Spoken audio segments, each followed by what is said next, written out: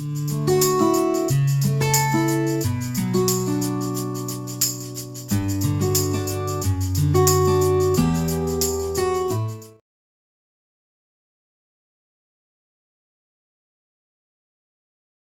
warm good morning to everyone. So my name is Dr. Sheikh Abdullah, Associate Professor, Department of Mechanical Engineering, Shashi Institute of Technology and Engineering. So today we are going to discuss regarding the introduction to the power plants.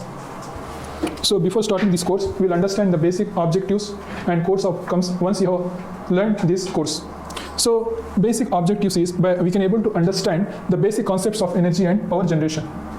We can able to explain the different forms of energy and the conversion process used in the power plant. Next, we can understand the principles of thermodynamics, the basics of thermodynamics, what are the laws that are used, and that will be helpful to understand the power plants. And after these objectives, we can go for the course outcomes. After completing this course, what we can able to expect from the students, that the students can able to gain knowledge on the need for the electric power plant generation and different sources of energy. And he can able to give the basic thermodynamics principles. He can able to understand different energy conversion systems used in the power plant, and at the same time the working principles of turbines, generators, boilers, and condensers used in a power plant. So before starting our need for the understanding for power plants, we'll understand first what is the need for the power generation. As we already know that our electricity is the backbone of the modern civilization. Without electricity, we can't able to complete our day-to-day life. Electricity starting from wake up to till at sleep, we are using the electricity, we are dependent on electricity. Without that, we can't able to do our daily activities. So it is required. It is required for homes and domestic appliances. In the homes, we are using for different types of applications like fan, we are using for the ceiling fans, we are using for the ACs, for recreation facilities like TVs, and for the industries, we are using for manufacturing. So all our industries, they are using our electrical power as the main source to manufacture a product. And for the hospitals and healthcare, this electricity is very, very much important. In operations theaters, in surgical equipments, everything, we are using the electricity as the main component. Next, for the transportation systems also, nowadays, we are using the electrical vehicles, EV batteries, EV cars. So we have reduced the consumption of fuel. So there is a small, broad diagram which explains the electricity applications. Starting from like in our daily life, we are using the fans, mixie, coolers, then we are using the induction stoves for cooking, for refrigerators. All these we are dependent in our daily life. So how we are going to get this power? This power we are getting from the power plants. From the power plants, it has been distributed to the transmission lines. From the transmission lines to distributing lines. Again, from the distributing lines to the individual homes we are getting. So we will understand how this power has been generating from the steam power plant and how it has been transferring to the individual homes. We will understand the procedures, the methodologies, the science behind the power plants, working of the power plants. So energy. So energy, it is the capacity or ability to do the work. Energy, it is a capacity or ability to do the work. Energy is required to perform any activities such as moving vehicles, running, lighting lamps, etc. For each activity, energy is foremost important. So energy is the capacity to do the work. Energy is classified into two forms. One is potential energy and another is kinematic energy. Potential energy, it is the energy which is stored, and it can be of like chemical energy. For example, we can say a tree. On a tree, a branch in which an apple has been there, the apple possesses this potential energy. Whereas kinematic energy, the kinematic energy can be defined as thermal energy, where we can able to convert the energy which is in motion. Say for example, a running car, it is possession of kinetic energy. The energy stored, it will comes under potential energy. The energy which is in a motion, like say for example, a running car comes in a kinematic energy. So these are different forms of energies. We will understand what is its types of energies. Okay. Next, we are going to understand the types of energies. There are different forms of energies. Like we are having mechanical energy, thermal energy, renewable energy, non-renewable energy, electrical energy, and chemical energy. So mechanical energy, the energy which is stored or due to motion and which is possessed, it is referred as mechanical energy. Energy that is processed, it is stored or processed, it will be referred as mechanical energy. Thermal energy, energy that is produced due to the heat, it will become referred as thermal energy due to heat. Next, renewable energy, the energy which is being produced by replenishing sources like solar energy, wind energy, and so on. So non-renewable energy sources, these are the finite source of energies which is not replenishable. Example, we are having the coals, we are having the petrol, fuels, all comes under non-renewable energy sources. Like, so we can able to say coal, next fuel, fossil fuels, fuels. So all these types of energies are being stored over millions of years, and they are over once we are going to use it continuously. So this contains non-renewable energy sources. And electrical energy. These are the energies which are produced by using the electric current due to the movement of electric charge. They are referred as electrical energy. And chemical energy. This chemical energy is produced by the reaction of the chemical atoms, molecules, the energy which is developed, it will be referred as chemical energy. So these are different types of energies. So once again I'm revising. Mechanical energy. This energy is produced or possessed by the matter, that is referred as mechanical energy. Thermal energy, the energy which is produced by the heat, it will be referred as thermal energy. Renewable energy, this energy, it will be replenished, and the example of those energies are solar energy, wind energy, and so on. Whereas non-renewable energy, that energy it will be referred as, it will be complete once we are going to use it completely. Example, we are having coal, fuel, etc. Next, electrical energy, these energies they are going to use and they are produced by the electrical charge. And chemical energy, the chemical energy is produced by the chemical reaction of different types of molecules, atoms, and so on.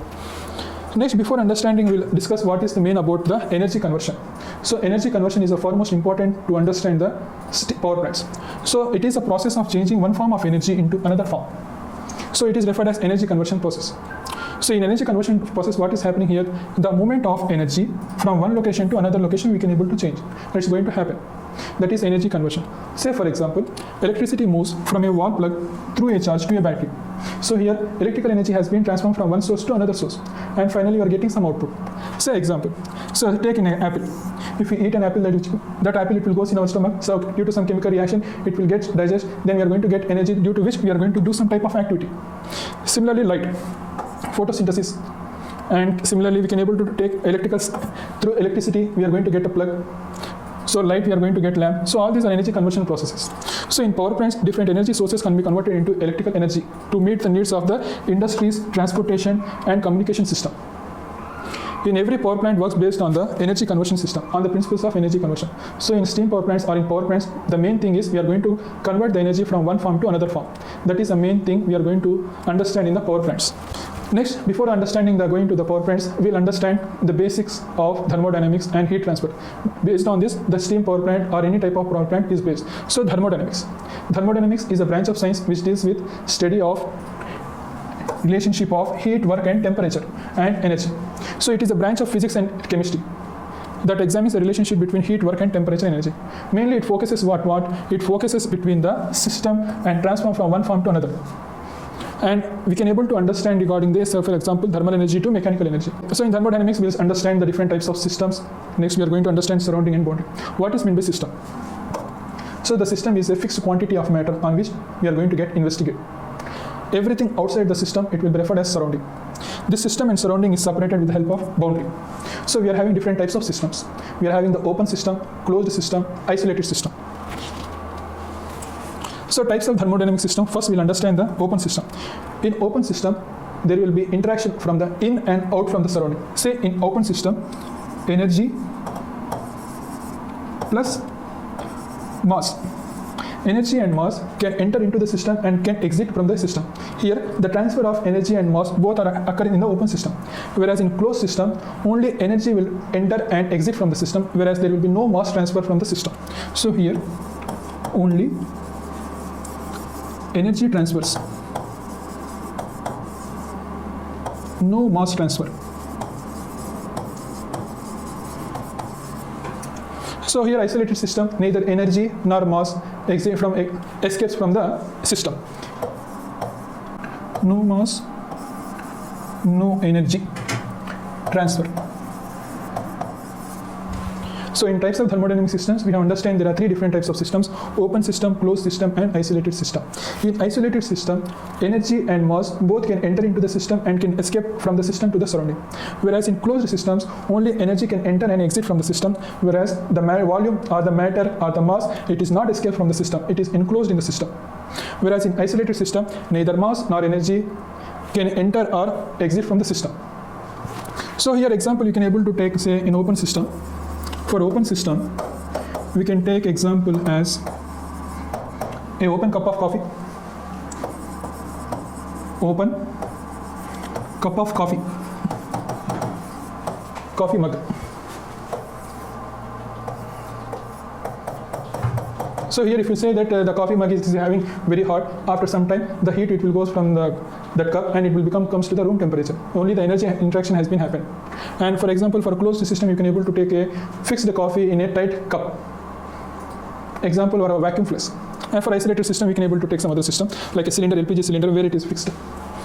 So next, in thermodynamics, we are going to understand the laws of thermodynamics. There are some laws are there. Laws of thermodynamics. So these laws of thermodynamics are essential to understand how the heat is transferred, how the thermodynamics is based on. So first we are going to discuss about first law of thermodynamics.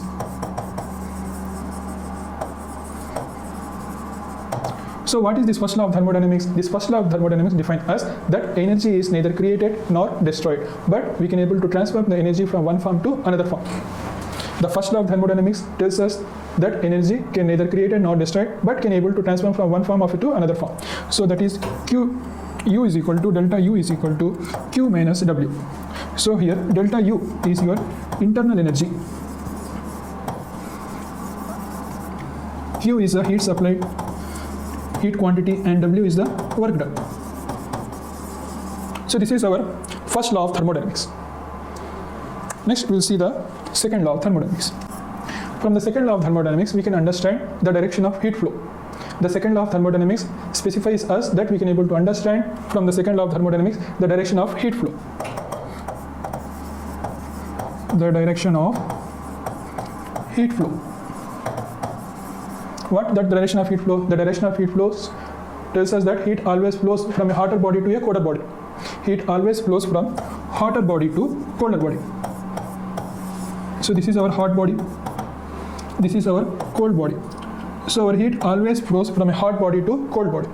So this is the main thing we can able to understand from second law of thermodynamics. Then we will understand regarding, so these are the required for that from thermodynamics, the basics of thermodynamics. Then we will understand the heat transfer. So the heat transfer is also plays a crucial role while understanding of working principle of power plants. In heat transfer, we will understand the movement of thermal energy from one region to a higher region temperature to a lower temperature region. Heat transfer is nothing but the movement of thermal energy from a region of higher temperature to a region of lower temperature. What is the science behind that? The principle based on the thermodynamics, and that occurs through three different modes of heat transfer. That is, we are going to have conduction, convection, and radiation. So there are three modes of heat transfer. Once again, conduction, convection, and radiation. Heat transfer through a solid material, it comes under conduction. Whereas heat transfer through a liquid or a gas, it comes and referred as convection. Whereas heat transfer through electromagnetic waves, it will be referred as radiation. So there are three modes of heat transfer. Next, these steam power plants or power plants, they are based on the Rankine cycle. The Rankine cycle is a basic of thermodynamic cycle used in the steam power plants to convert heat energy into mechanical energy or mechanical work, and then convert it into electrical energy. So the power plants are based on this principle. That is the Rankine cycle. The Rankine cycle is the basic of thermodynamic cycle, and it is used in the steam power plants to convert heat energy into mechanical work and then into electrical work. So the basic components we are used in the Rankine cycle are boiler, steam turbine, condenser, and water feed pump. So if you observe the diagram here, which implicates Rankine cycle. So starting from the, say here boiler, so it starts from here. So 1 to 2, 2 to 3, 3 to 4. So what is happening here? So this pump, it will increase the pressure of the water. The high pressure water, it enters into the boiler. In the boiler, heat is added. The high pressure of water, again it is heated by using external source heat energy. It is converted into the steam. That steam is sent into the turbine. In the turbine, this heat energy is converted into mechanical energy. That mechanical energy is fed to the next output. What are the output? In what way we want to convert this mechanical energy, we can able to convert. That is the work output we are going to get. Afterwards, again the water is sent back into the condenser. In the condenser, the heat is being released into the atmosphere by using some type of cooling medium. Again, the water will be sent into the pump. So this is the base of the working principle of Rankine cycle. We'll see the TS diagram for this one. So Rankine cycle TS diagram, that is temperature and entropy diagram. From the temperature and entropy diagram, we'll understand that 1 to 2 is isentropic expansion process in the turbine, where pressure has been increased by using the pump. And 2 to 3 is the heat rejection. Heat is rejected at constant pressure process. And 3 to 4 is isentropic compression process in the pump, and 4 to 1 is heat addition in the boiler. So what are the main advantages by using this Rankine cycle? The main advantages are large power generation capacity, renewable suitable for continuous, lower investment cost, and can be installed at various places, and whereas you can able to easily maintain also. So now we'll understand the working of power plants which is based on Rankine cycle. First is we are going to understand steam power plant. So this is our steam working power plant. Okay, we'll understand how the steam power plant works, what are the components used in the steam power plants, and what are the advantages and disadvantages, and what is the function of each component. So this is our steam power plant layout diagram. So there are totally, we are having 8 different components are being used. Starting from here, coal crusher. So here what we are doing here, the coal will be transported, that coal transported is sent into the conveyor belt. Through the conveyor belt, this coal has been sent to the coal crusher. In the coal crusher, there will be some crusher, mechanical devices are there. That mechanical devices, it crushes the coal into a fine powder particles. That particles will be sent into the furnace. In the furnace, what is going to happen? It will get burned. This pulverized coal, it burns with coal and air, which generates the heat energy. This produces the heat energy, it is sent into the boiler. In the boiler, we are having one arrangement here. Through that arrangement, water has been stored here. Water has been sending here. So this heat energy, it will circulate into the boiler and it will heat the water. The water which is going to heat, it is converted into the steam. The steam from the boiler is sent into the turbine. From the turbine, the steam which is having high pressure and high temperature, it will stretch into the turbine. Here, the heat energy is converted into the mechanical energy. This mechanical energy, steam turbine, is coupled with a shaft to the alternator, where we are going to get mechanical energy is converted into the electrical energy. Here, from the steam turbine, we are going to get the water which is at high temperature, it is gone to the condenser. In the condenser, if you observe here in the condenser, there is one arrangement we have made, where the cool water has been supplied, the cool water in and the cool water out. This cool water in and cool water out is, this cool water, it will cool the water, steam, that is gas which is coming from the steam turbine, and it reduces its temperature. And the low temperature water, again it is sent to the feed water pump. Again from the feed water pump, it is sent back to the boiler. And the water, this cool water, once it absorbs the heat, it changes into hot water. This hot water will be sent back to the cooling water system. So this is the working of a steam power plant. Next, we'll understand another working power plant like diesel power plant, we'll see. So working of diesel power plant, different components, its working principle, we'll understand. Okay, in diesel power plant, if you observe here, we are going to have 3 different lines. We can say 3 different circuits also we can say. So first circuit is fuel oil tank, next is compressor, next is lubricating oil tank. So in fuel oil tank, what we are using, it will store only the fuel. So fuel oil tank, its main function is to store the fuel. From the fuel oil tank, what is happening here? The fuel is drawn from the fuel tank by the fuel pump through the filter. Okay. So this fuel pump, what it will do, it sucks the fuel from the fuel tank. After sucking, during the suction, it increases its pressure. It increases the pressure. Fuel tank is drawn through the fuel pump. That is, fuel is drawn from the fuel tank by the fuel oil pump and pass through the filter. So this fuel pump, it will takes the fuel from the tank and it is drawn through the fuel pump to the filter. In the filter, what is there is any foreign matter, any dust particles in the everything, it will be get separated. And this fuel pump, it increases the pressure. The high pressure fuel, it will be injected into the diesel engine. Next, what is happening here? This filtered fuel is injected into the cylinder. This filtered fuel is injected into the cylinder. Here it is injecting. So this completes one cycle. Next, if you observe here, next we are going to get another cycle here, that is the compressor. Next cycle we are going to understand is the compressor. So this compressor, or what it will do, the compressor supplies the compressed air to the cylinder. This compressor, it will supply the compressed air, because for the combustion to happen, we require fuel plus air. So this compressor, it will compresses the air and it sends to the engine through the help of filter. So the compressor supply the compressed air to the fuel. Here in the diesel engine, what is happening? So fuel mixes with the compressed hot air and self-ignition is going to happen here. So here it is coming the hot fuel air. The fuel which is very high pressure, the fuel which is having high pressure, it is supplied into the through fuel injector. It get mixed with the air and it's happening the self-ignition. So self-ignition is happening in the diesel engine. Next to that, what is happening here? Once the ignition is happening, these gases, it pushes the piston. Okay, the high pressure of combustion gases pushes the piston downwards. It pushes the piston downwards. So this piston is connecting with the help of connecting rod to the crankshaft. There, the crankshaft movements will start. So through this crankshaft movement, we are going to connect a shaft to the motor. So again here the same principle, that is mechanical energy is converted into the electrical energy.